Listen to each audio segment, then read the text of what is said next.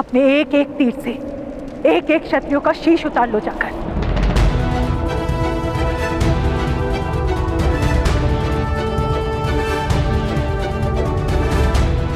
यदि हमारे भाग्य में संसार का सुख नहीं है तो शमशान का सुख तो प्राप्त हो ही जाएगा।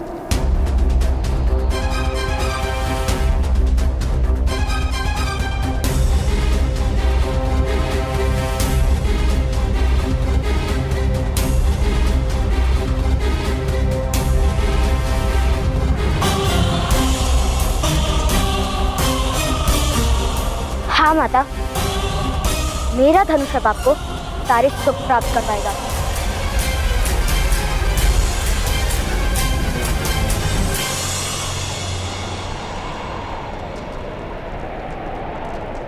मुझे पूर्ण विश्वास है कर, जब से तुम मेरे जीवन में आए हो सुख मेरे लिए केवल एक सपना बनकर रह गया है।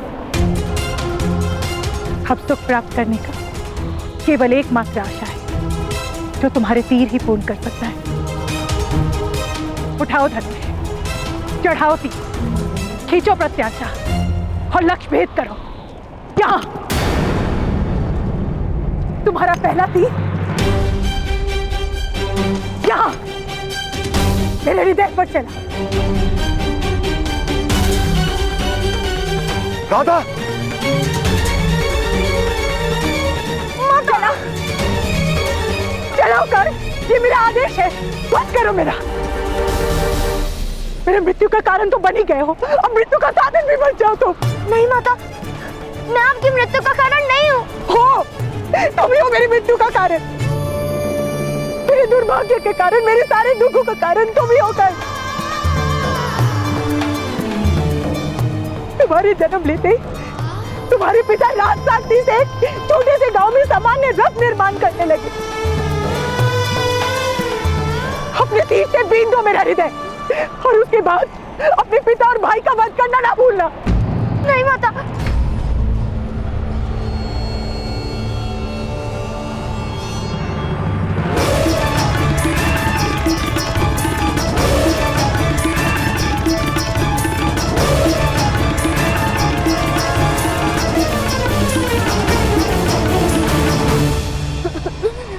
नहीं माता, मैं आपका वध क्यों करूंगा? वध कर नहीं आए हो तुम मेरे आंगन।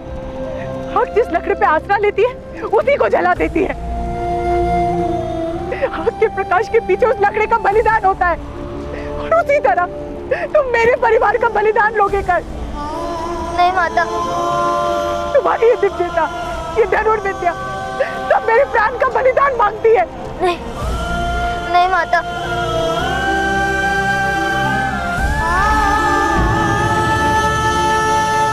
माता, मत कहो मुझे माता। तुम एक राक्षस हो और मैं किसी राक्षस की माता नहीं बन सकती।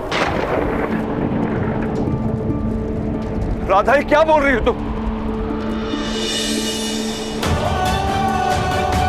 ऐसा मत कहिए माता, मैं आपका पुत्र हूँ। माता,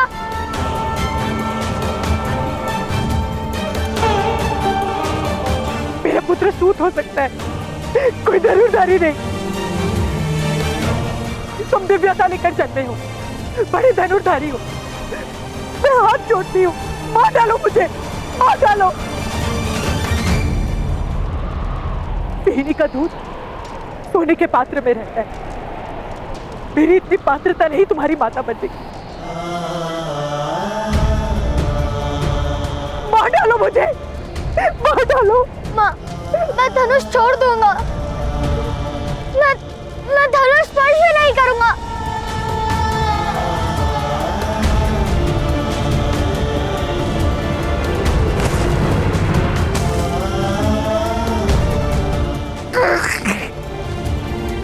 मुझे क्षमा कर दीजिए माता, क्षमा कर दीजिए।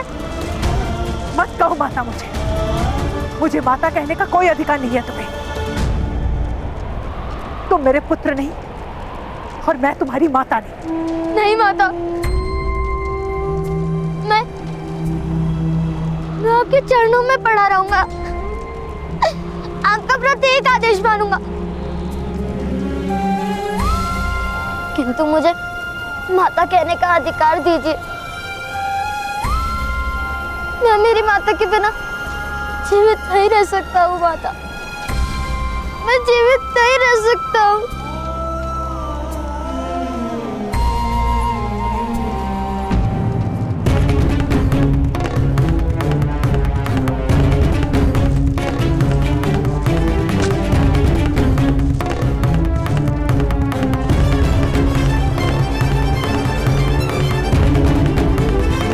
यदि तुम मुझे अपनी माता कहना चाहते हो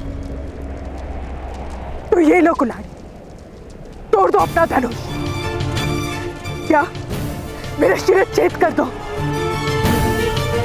निर्णय तुम्हारा है।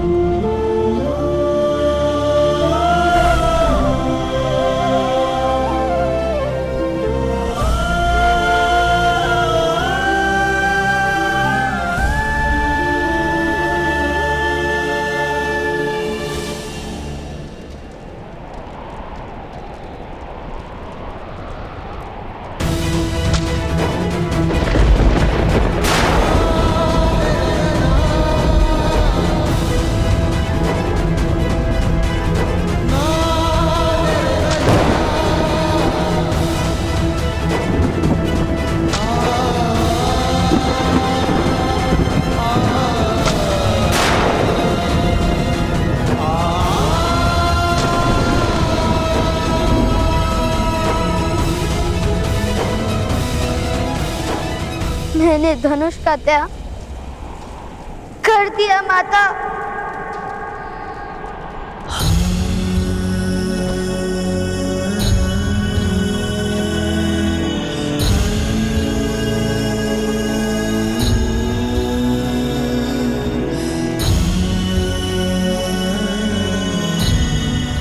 मैं आपके बिना जीवित नहीं रह सकता हूँ माता।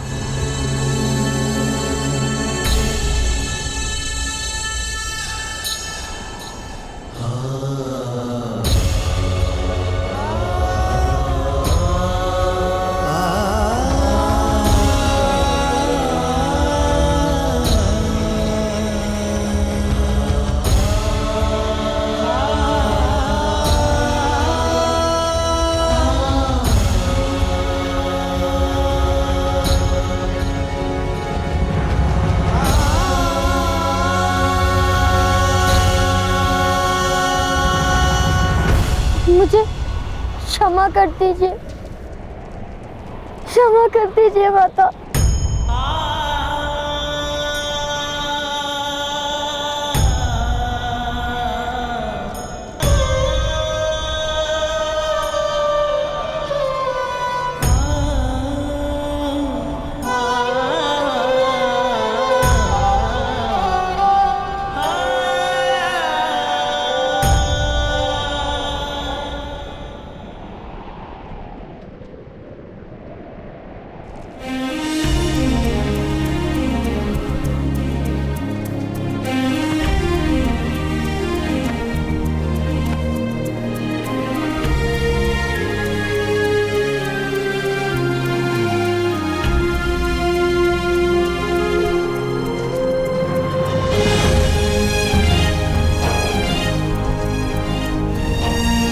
कर्ण, अपने ताऊ को रथ में बैठने के लिए सहायता करो। शीघ्र ही उन्हें किसी अन्य गांव के वैद्य के पास ले जाना होगा। चलिए प्रदर्शी।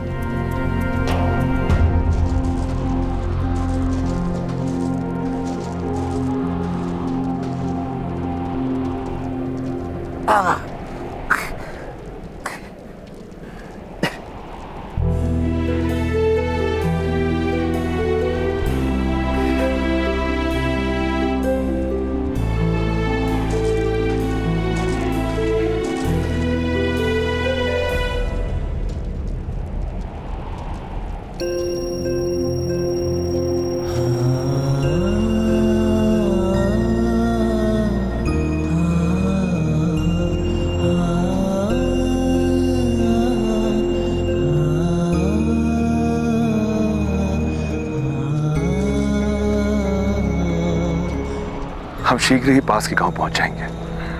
वहां आपकी चिकित्सा होगी और आपकी पीड़ा भी शांत हो जाएगी। मेरी पीड़ा कभी शांत नहीं होगी अधिरथ। जब जब करण का मुख देखूंगा मुझे मेरे हाथ कटने की पीड़ा फिर से भोगनी होगी।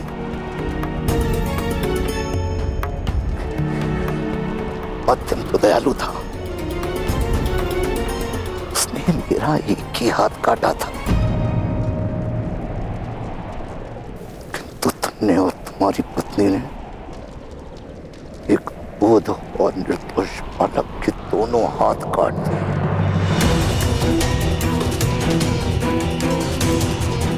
राधाश्री, कर्ण एक सूत पुत्र है। धनुष सदा ही उसके लिए दुख का कारण बनेगा। उचित ही है जो उसने धनुष का त्याग कर दिया। मकड़ी हो तुम, जो सुरक्षा की लालसा में सदा अपने ही बनाए हुए कारागार में बंधी रहती है। सूतों का सारा समाज मकड़ी की भांति बंधन में बंधा रहेगा,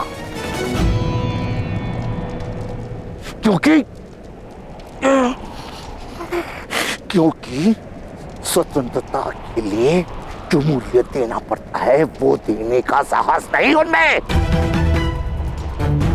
एक बालक था जो सूतों को स्वतंत्रता दिला सकता था, सम्मान दिला सकता था,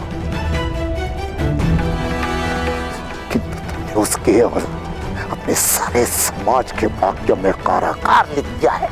बहुत बड़ा अन्याय किया है तुमने अधिरथ, बहुत बड़ा अन्याय। ईश्वर ने एक सामान्य से परिवार में ऐसा सामान्य बालक को स्थान क्यों दिया अधिरथ? तुम नहीं जान पाओगे। ईश्वर के निर्माण का तात्पर्य अंधकार के भय से जो अपनी आंखें बंद रखता है वो सूर्य का उदय नहीं देख पाता।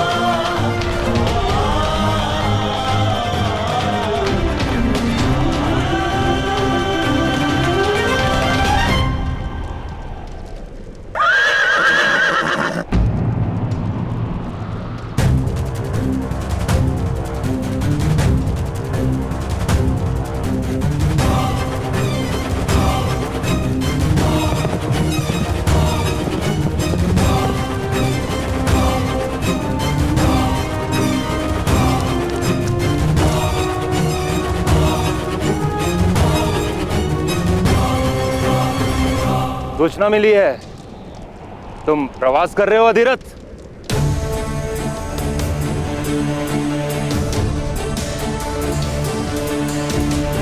जी महोदय, राधाश्री के घाव का उपचार करवाना आवश्यक है। आपके सामने रहकर आपका अपमान करने से उचित है कि हम यहां से चले जाएं। उत्तम विचार, किंतु प्रवास के हेतु मेरे अनुमति पत्र की आवश्यकता नहीं पड़ेगी अधिरथ। मेरे अनुमति पत्र के बिना धरती के किसी भी कोने में तुम्हें आसरा नहीं मिल सकता अधिरथ। आप यथार्थ कह रहे महोदय, भूलोगे मुझसे। तो मांगो अनुमति पत्र।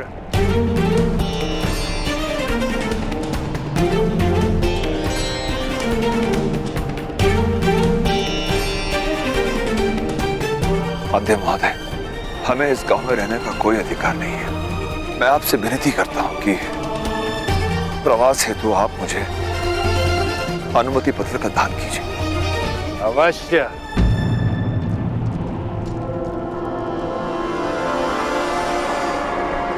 जो अनुमति मांगेगा उसे अनुमति पत्र अवश्य मिलेगा।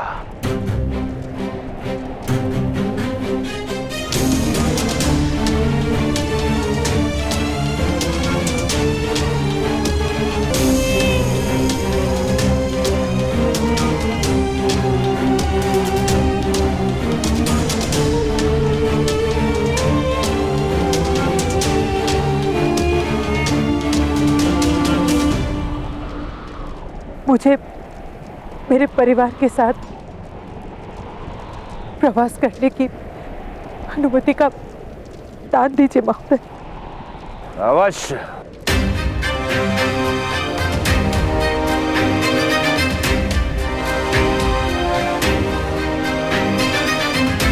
मैं इस गांव से नहीं हूं, अतिथि हूं यहाँ। मुझे अनुमति पत्र की आवश्यकता नहीं है। तुम्हें अनुमति पत्र नहीं, तुम्हें गांव त्याग करने का आदेश मिलेगा।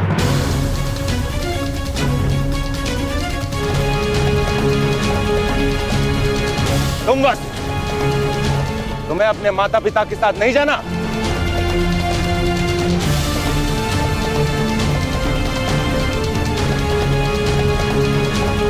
मुझे अनुमति का दान दीजिए। अवश्य। और तुम कर्ण, यदि अपना स्थान जान गए हो तो प्रार्थना करो।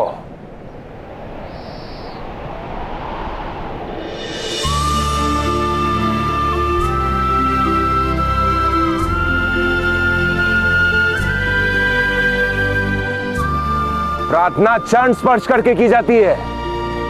यह धनुष का गर्व भी गया नहीं।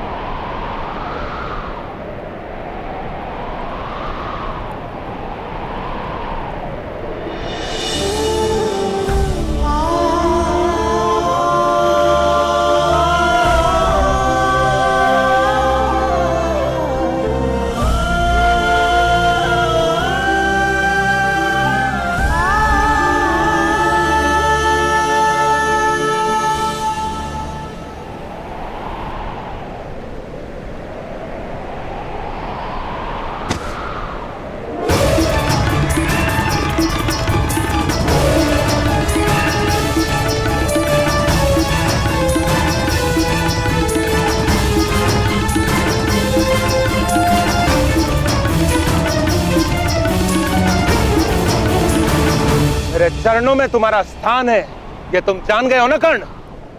अवश्य मध्यम महोदय, आप मुझसे आयु में बड़े हैं।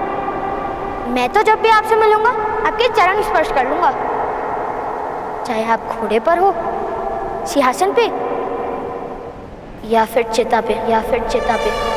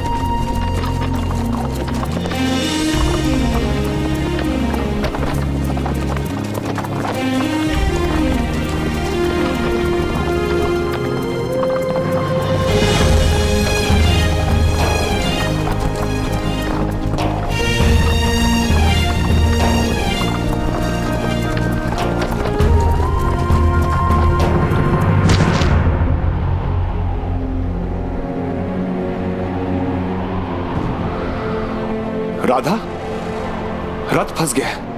हम निकालेंगे।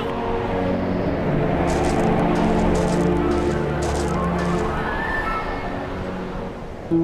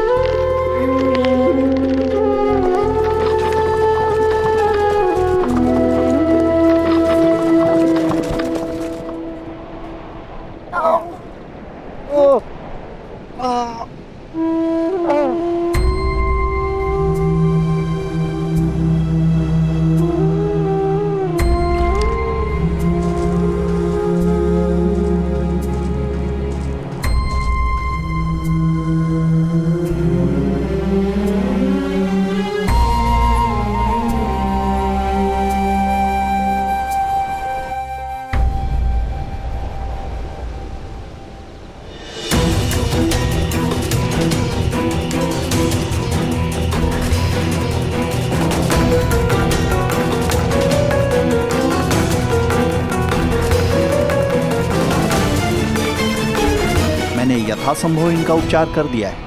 अब इन्हें विश्राम की आवश्यकता है। जी।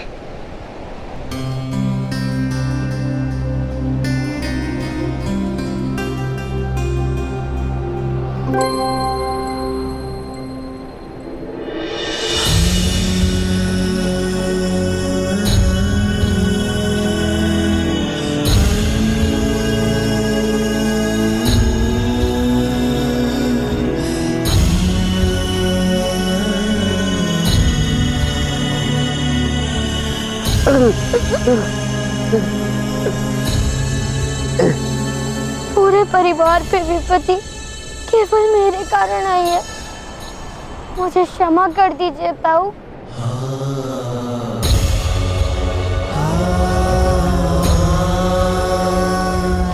नहीं पुत्र नहीं, नहीं रोते। संपत्ति और विपत्ति तो संसार का क्रम है। शीघ्र ही एक नए नगर में हम नया आवास बसा लेंगे। सब ठीक हो जाएगा। किंतु आपका हाथ तो होने नहीं आएगा ना ताऊ। क्या बात? मेरे पास 5 हाथ, 5।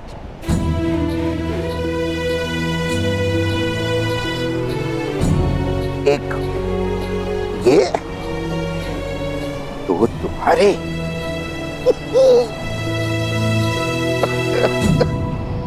और 2 शोन के।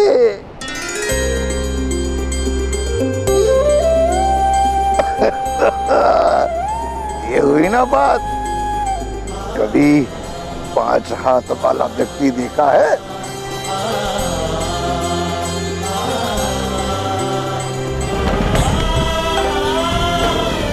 हमारे ताऊ विश्व के प्रथम व्यक्ति होंगे, इनके पास 5 हाथ होंगे।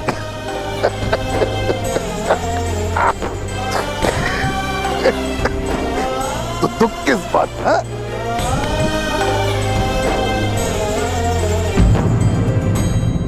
एक हाथ कट सकता है तो सारे हाथ कट सकते हैं ना। तो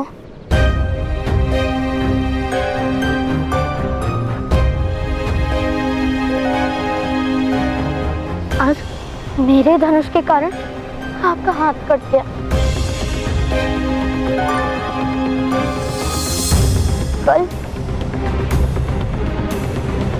कल उस घड़े को स्पर्श किया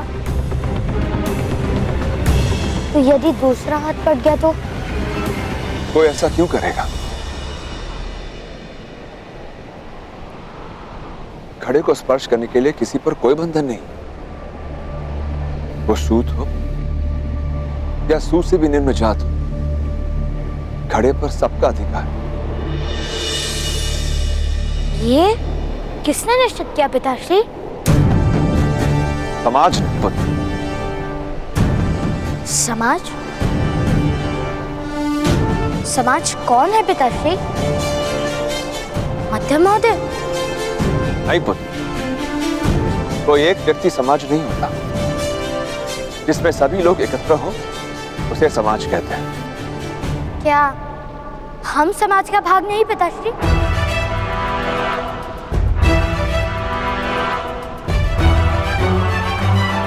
अवश्य, हम समाज का ही भाग है। तो क्या ताऊ का हाथ काटने का नियम हमने ही बनाया था? पुत्र, समाज किसी भी व्यक्ति के जीवन के विषय में नियम और मर्यादा बना सकता है। तो फिर कल यदि समाज ने ऐसा निश्चित किया कि घड़े को स्पर्श नहीं कर सकते, तो हम क्या करेंगे पिताश्री?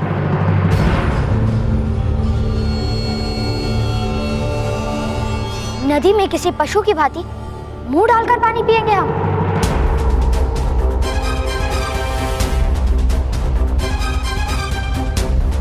उत्तर दो अपने पुत्र को अधिरथ। जल पर अधिकार हमें ईश्वर ने दिया है, पर घड़े पर अधिकार हमें किसने दिया है?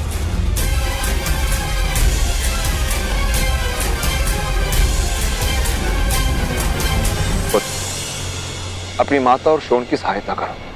हमें शीघ्र ही हस्तिनापुर की ओर प्रस्थान करना होगा। महारानी कुंती भी वहां मिलेंगी?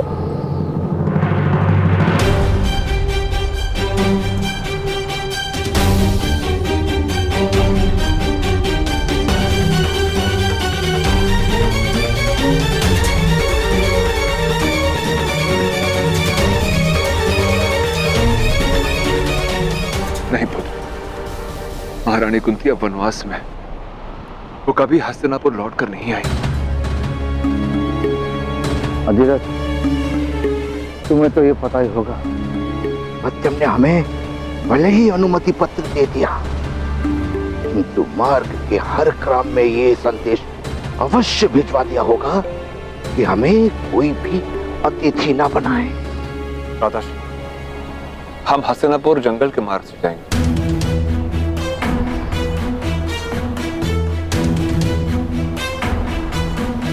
किंतु पिताश्री,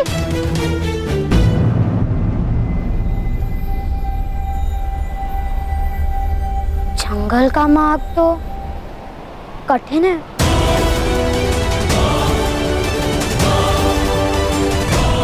दादाश्री, हम हस्तिनापुर जंगल के मार्ग से जाएंगे।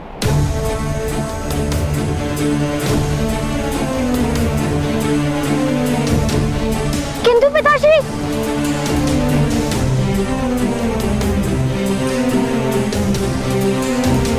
जंगल का मार्ग तो कठिन है।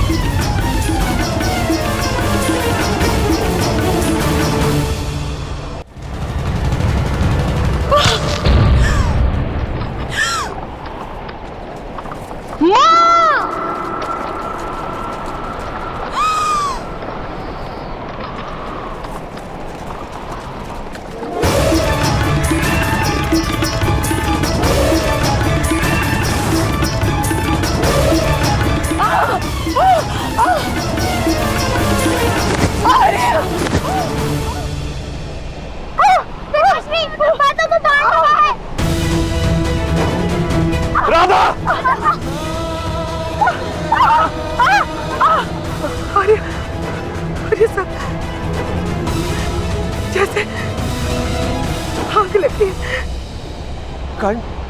कर्ण शीघ्र ये बाण निकालो।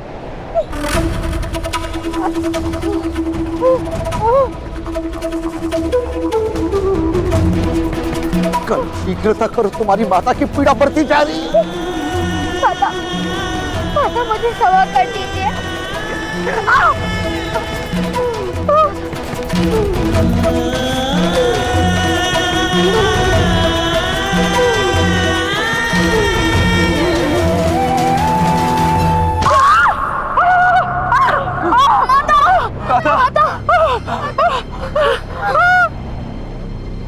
हे भगवान सूर्य नारायण जी, मेरी माता की पीड़ा मुझे दे दीजिए।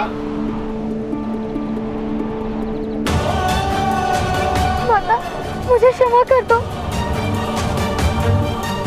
राधा, हम शीघ्र ही वैद्य के पास पहुंच जाएंगे। किंतु पिताश्री, यहाँ तो कोई नहीं दिख रहा है। माता को बाण किसने मारा?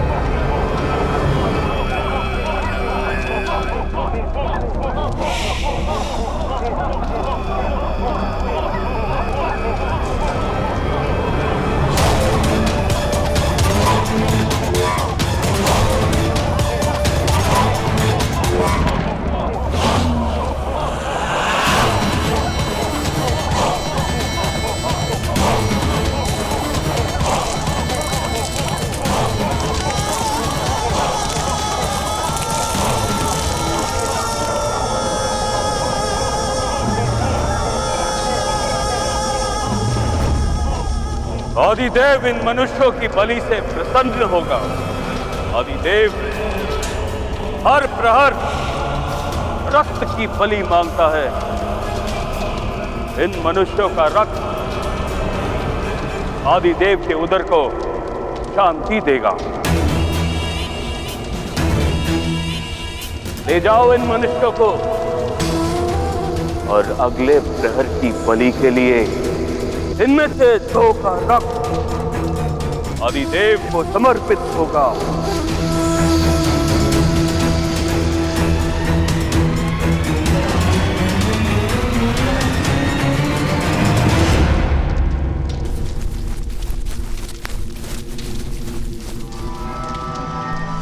माता, आप चिंता मत कीजिए। प्रातःकाल हमें उन वनवासों से अवश्य मुक्त करा देंगे। मुक्त हो जाएंगे, किंतु तुम्हारी माता के पास समय नहीं है। उसे शीघ्र किसी वैद्य के उपचार की आवश्यकता है।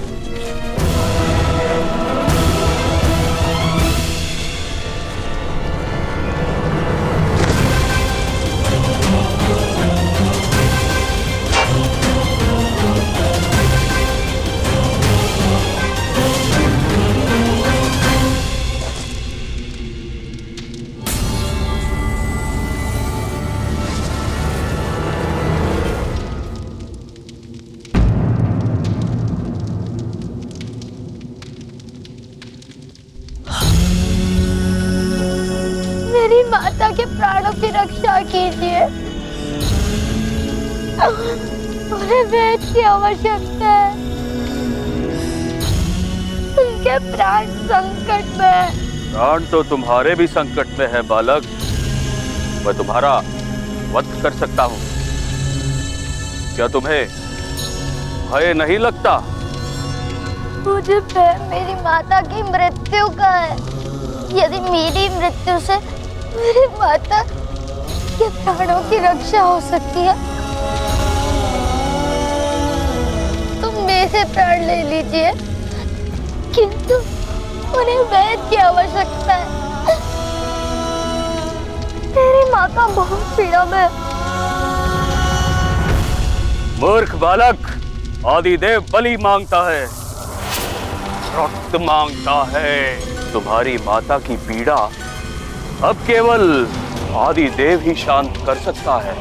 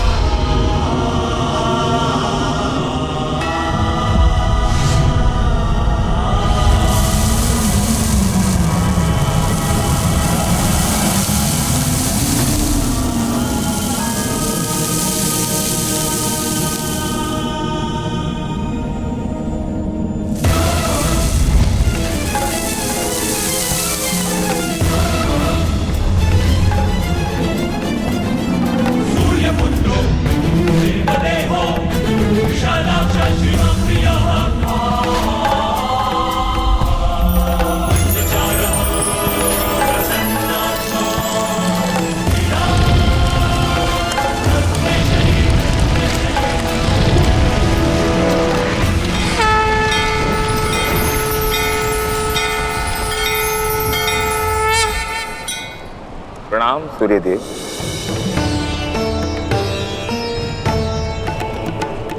आपका पुत्र कर्ण इतनी विपत्तियों का सामना क्यों कर रहा है भगवान सूर्यदेव? सोना पिघल कर कुंदन बनता है, जल भाप बनकर शुद्ध होता है, और शक्तियां संघर्षों के कारण ही सामर्थ्य में परिवर्तित होती हैं पुत्र शनि।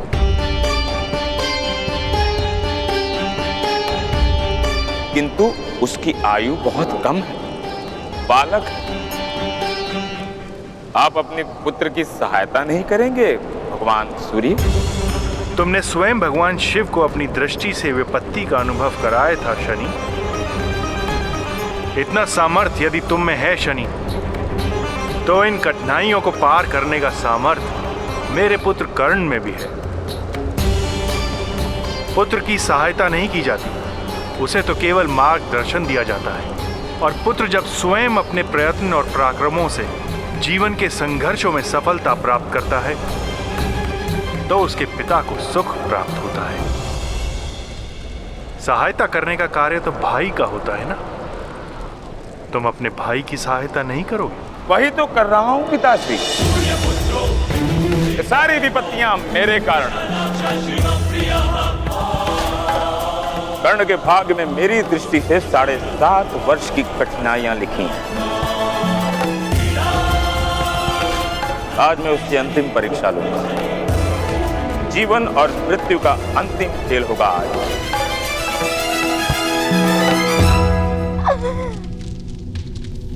सबकी बलि चढ़ेगी।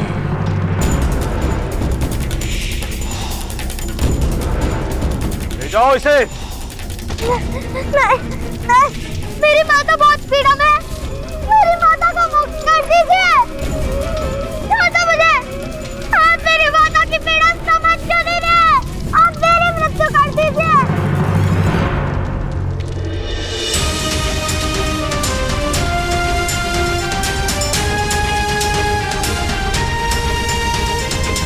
हिम्मत रखो राधा, हिम्मत रखो।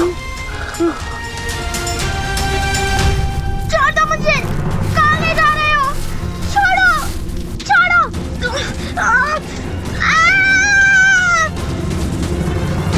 पिताश्री!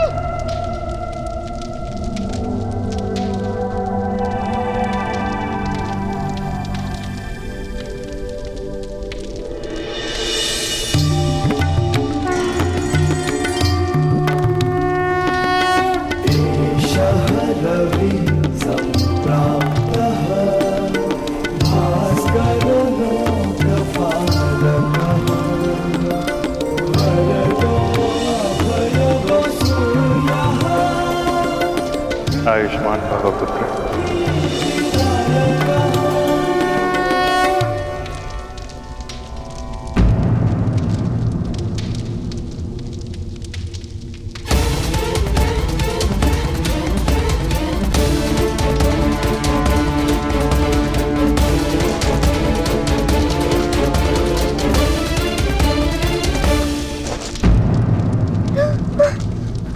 माता, नहीं, नहीं, नहीं माता, नहीं, नहीं माता, नहीं।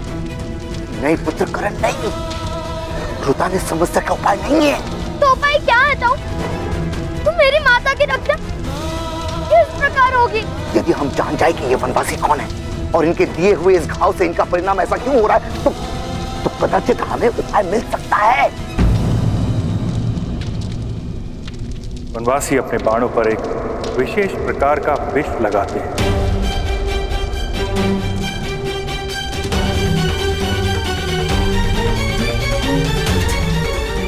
इस विष के कारण ही तुम्हारी माता की ऐसी दशा हुई है।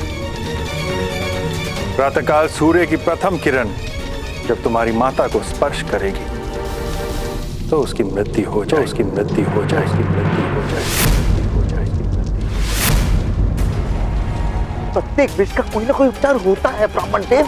होता है महोदय, किंतु इस कारागार के भीतर नहीं। तो यदि आपको इनके प्राणों की रक्षा करनी है तो आपको शीघ्र ही इन्हें यहां से ले जाना होगा। इस वन के पार एक पर्वत है, सप्तदल। उस पर्वत की चोटी पर सूर्य की प्रथम किरण से एक विशेष प्रकार की दिव्य औषधि उत्पन्न होती है। केवल उसी औषधि से तुम्हारी मां के प्राण बचाए जा सकते हैं।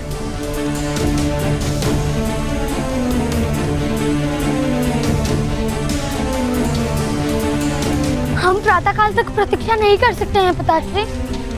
किंतु हम इस स्थान से कैसे निकल पाएंगे? आप मार्ग बना सकते हैं प्रातःकाल।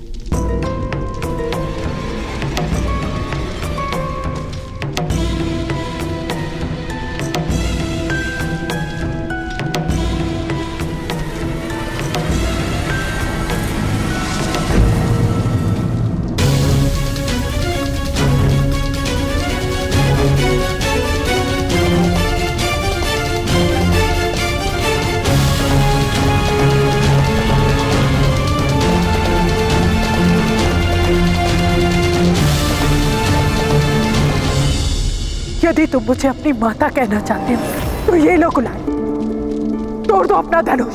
मैंने धनुष का त्याग कर दिया माता। मैं माता का वचन नहीं तोड़ सकता।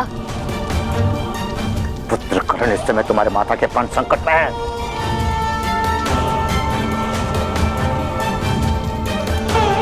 तोड़ दो वचन, उठाओ धनुष। नहीं तो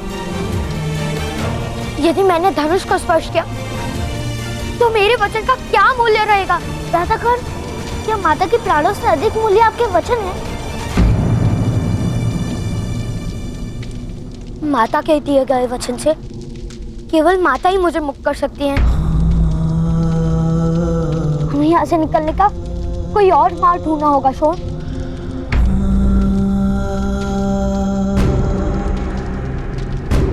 आदिदेव को बलि देने का वक्त हो गया है। जाओ, जाकर उसकी माता को ले आओ।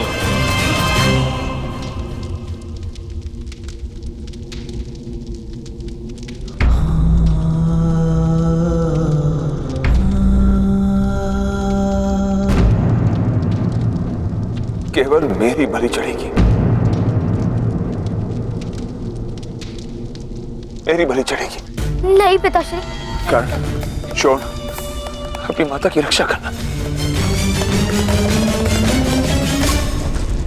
धनुष उठाइए भ्राताकर्ण और पिताश्री के प्राणों की रक्षा कीजिए। उठाइए धनुष भ्राताकर्ण, उठाइए। धनुष उठाओ! उठाइए धनुष भ्राताकर्ण, उठाइए। धनुष! हाँ भ्राताश्री, धनुष उठाइए। प्रातःकाल सूर्य की प्रथम किरण जब तुम्हारी माता को स्पर्श करेगी तो उसकी मृत्यु हो जाए, उसकी मृत्यु हो जाए। इस समय तुम्हारे माता के प्राण संकट में है। तोड़ दो वचन, उठाओ धनुष! भ्राताकर्ण, माता के प्राणों से अधिक प्रिय आप। प्रातःकाल सूर्य की प्रथम किरण धनुष उठाइए भ्राताकर्ण तुम्हारी माता और पिताश्री के प्राणों की रक्षा कीजिए। उठाइए, उठाइए धनुष भ्राताकर्ण, प्रातःकाल सूर्य की प्रथम किरण उठाइए धनुष भ्राताकर्ण, उठाइए तो उसकी मृत्यु हो जाए, उसकी मृत्यु हो।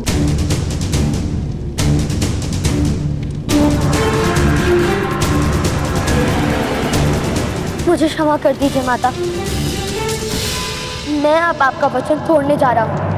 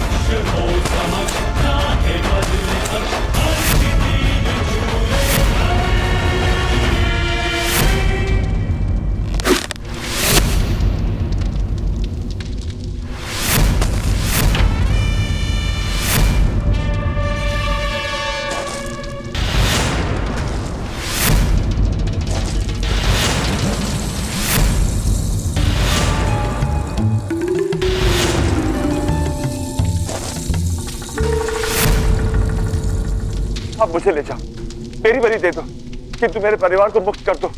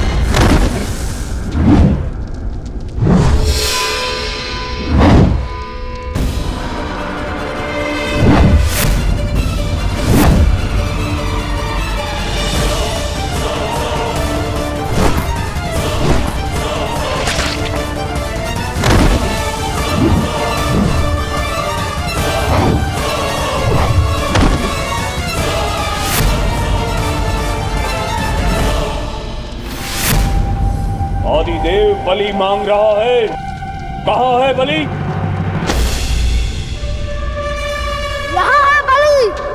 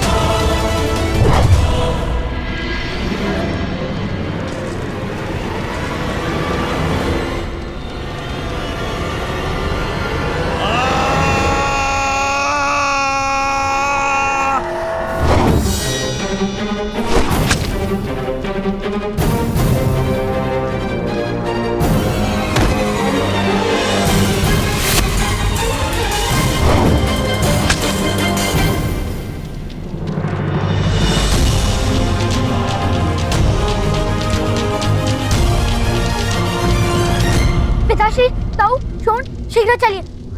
माता को वेद के पास पहुंचाना है। चलिए।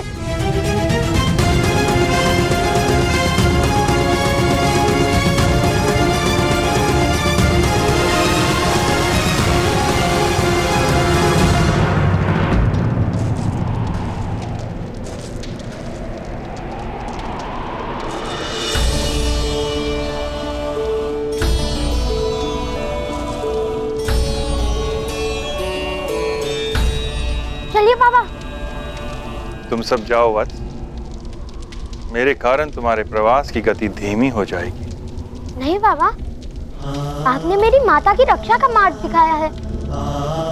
जो मार्ग दिखाता है वो गुरु होता है, ऐसा पिताश्री कहते हैं। तो अपने गुरुदेव का त्याग करके मैं कैसे जा सकता हूँ बाबा?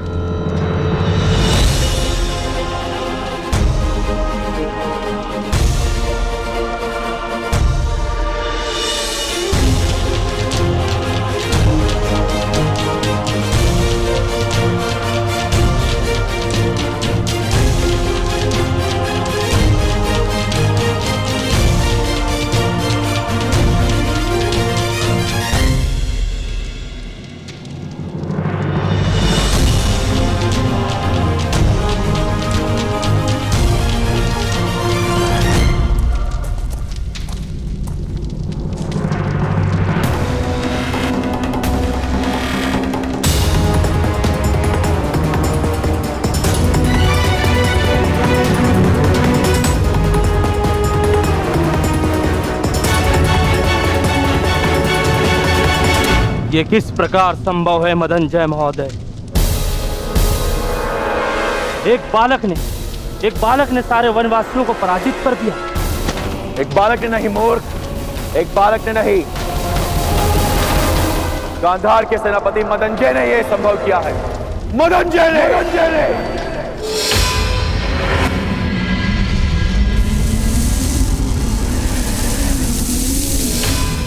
तुम्हारी विपत्तियों से छूट गया तुम्हारा अनुज शनि। अभी मेरी दृष्टि उस पर है पिताश्री। ना मेरी दी गई विपत्तियों का अंत हुआ है, ना मेरी सहायता का। विपत्तियों को तुम सहायता कहते हो? अवश्य पिताश्री। शक्तिमान मनुष्य की असफलता का कारण क्या है? अधीरता। जिस मनुष्य के पास धैर्य होता है उसकी शक्तियां सामर्थ्य बनती हैं। जो मनुष्य अधीर होता है उसकी शक्तियां नष्ट हो जाती हैं। कर्ण को मैं विपत्तियां देकर उसे धैर्य सिखा रहा हूं। वही मेरी सबसे बड़ी सहायता है पिताजी। किंतु तुम्हारी प्रत्येक विपत्ति का समाधान वो निकालता रहेगा पुत्र शनि। अब उसके मार्ग में कौन सी विपत्ति लाने की इच्छा है?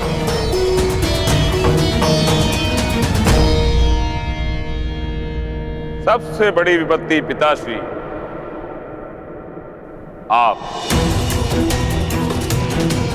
आपकी पहली किरण यदि कर्ण की माता को स्पर्श करेगी तो उनकी मृत्यु हो जाएगी। आपकी पहली किरण से उत्पन्न हुआ पुष्प ही उनकी माता को जीवन दान दे सकता है।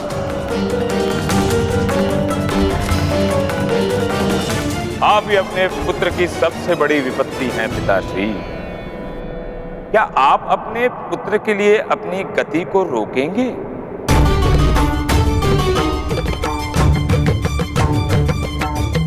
मैं सृष्टि के नियमों से बंधा हुआ हूं। मैं किसी के लिए अपनी गति को धीमी नहीं कर सकता। तो क्या एक पुत्र अपने पिता को पराजित कर देगा?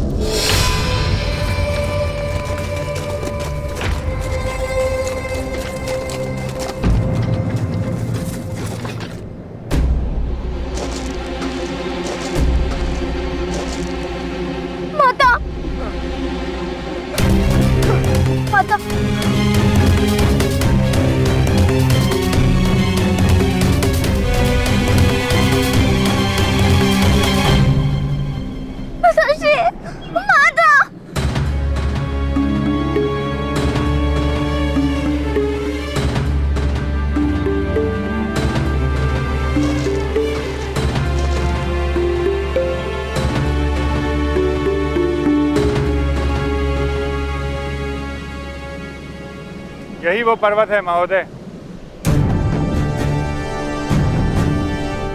यहाँ पूर्व से सूर्य नारायण का उदय होता है। पश्चिम में खड़े इस पर्वत की चोटी पर वो दिव्य औषधि सूर्य की प्रथम किरण के साथ पुष्प के रूप में प्रकाशित होती है और सूर्य भगवान जैसे जैसे यात्रा करते हैं वैसे वैसे उनका प्रकाश इस स्थान पर पहुंचने लगता है। यदि तुम्हारी माता को उस पुष्प को स्पर्श करने के पूर्व सूर्य की किरण ने स्पर्श किया तो तुम्हारी माता की मृत्यु हो जाएगी कर्ण।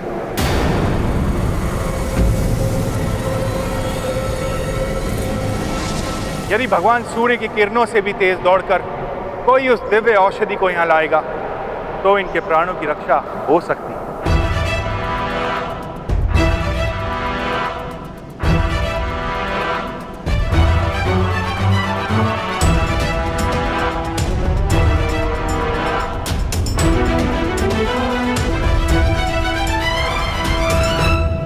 मैं करूंगा।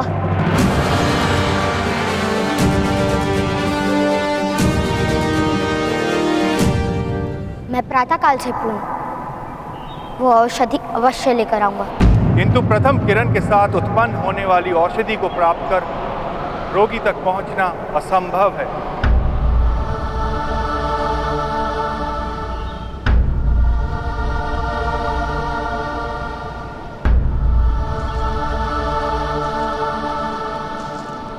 मैं अपनी माता के लिए असंभव को भी संभव कर दूंगा।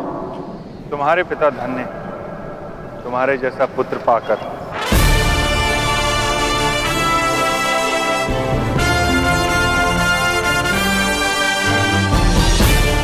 विजयी भव कर्ण।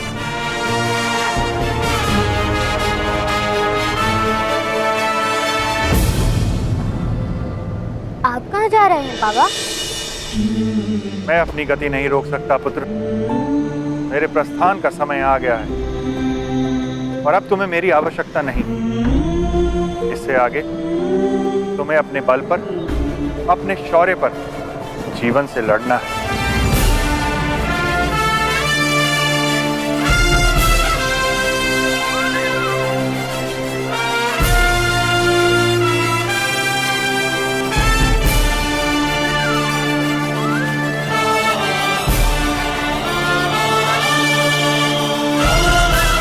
आयुष्मान भव।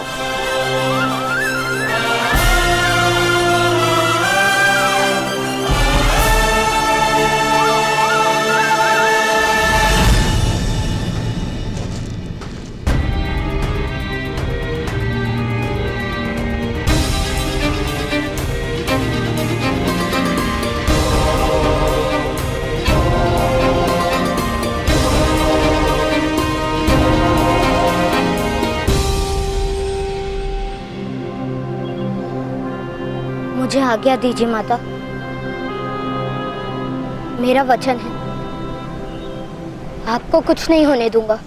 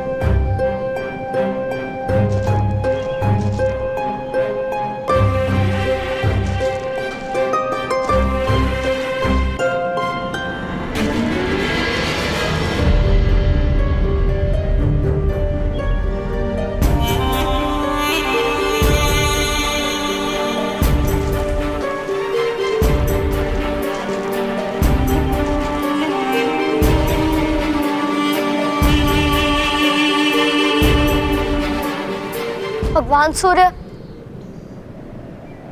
अपनी प्रथम किरण से मेरे माता के प्राणों की रक्षा कीजिए।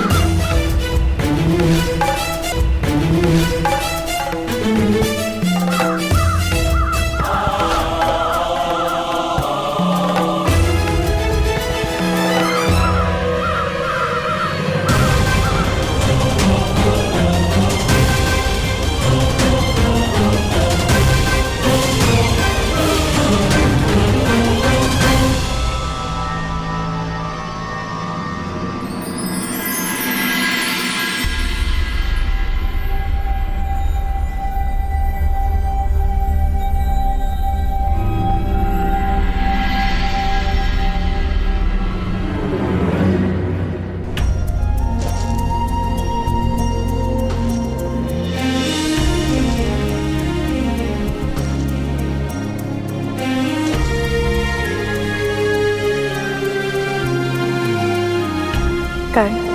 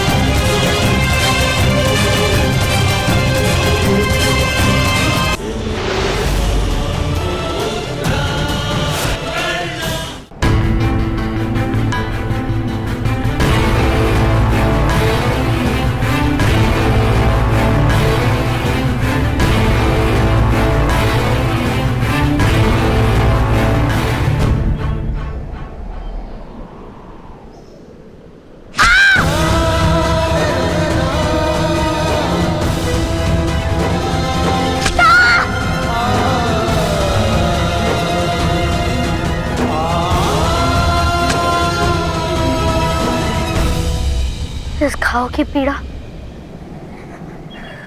मुझे मेरी माता की पीड़ा का स्मरण दिलाती रहेगी। इस घाव की पीड़ा मेरी आंखों में केवल आंसू लाएंगे।